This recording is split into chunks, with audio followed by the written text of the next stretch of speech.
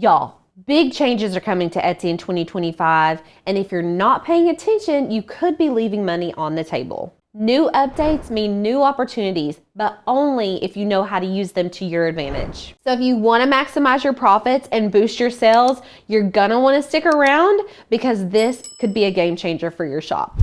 Let's talk about shipping prices. So Etsy recently released a statement saying that anyone that did not offer shipping below $6 was not going to have as much traction in the Etsy algorithm, meaning they weren't going to be pushing your Etsy listings out unless you were offering shipping below $6.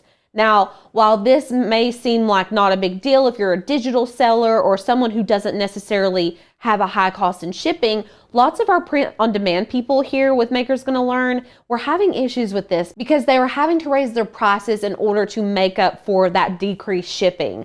So this is something that I want you all to try out in your Etsy shop. For a month or two, I want you all to decrease your shipping cost to $6. Obviously, depending on how much you take off of your normal shipping, you're going to need to add that cost to your current product pricing to make up for the difference. I want you to do this for just a couple months, see how it does, see if Etsy starts pushing your listings out a little bit more.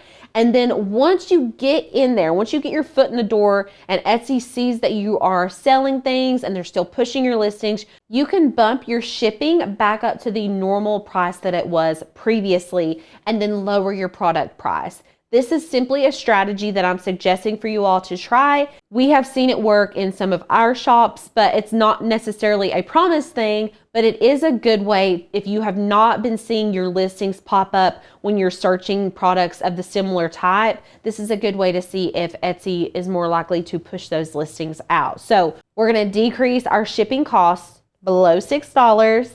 We're gonna put that cost into the price of our products to make up for it, and Etsy is gonna do its thing. Have you all considered leveraging your shop by adjusting the category that you're selling your products in? I wanna give you all a really good example of this. Last summer, Etsy created some new categories, and one of those includes the handpicked by a seller. This category may include something like gift baskets, so you are actually hand-picking products to go in the basket. So the basket is not handmade per se, but you are putting the items into the basket so it's handmade by a seller. But this could also include tote bags if you're wanting to sell towards bachelorette parties. You could do little gift baskets for teachers and things along those lines. So deep dive into the categories on Etsy and see where you could really start optimizing those categories to make a profit with the products that you currently sell. Now, let's talk about quantity versus quality. This is something that people will debate on and on about for Etsy shops. Do I need to have 150 listings? Do I need to have 5 listings? I think that it's honestly a coin toss, but I want to give you some insight into why I think that quality is going to trump quantity every single time.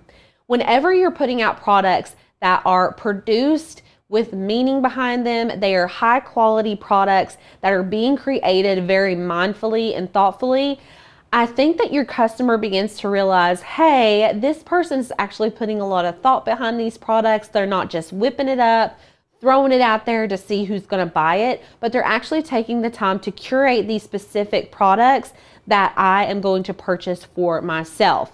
What this does is create longevity in your customers, so your clientele isn't just in and out off of Etsy and things like that. They're going to actually be coming back to see what else you're creating. If you're selling high quality shirts, if you're selling something in a specific niche that they absolutely love, they're going to remember your Etsy shop and they're going to come back every single time because they know that the quality is unmatched.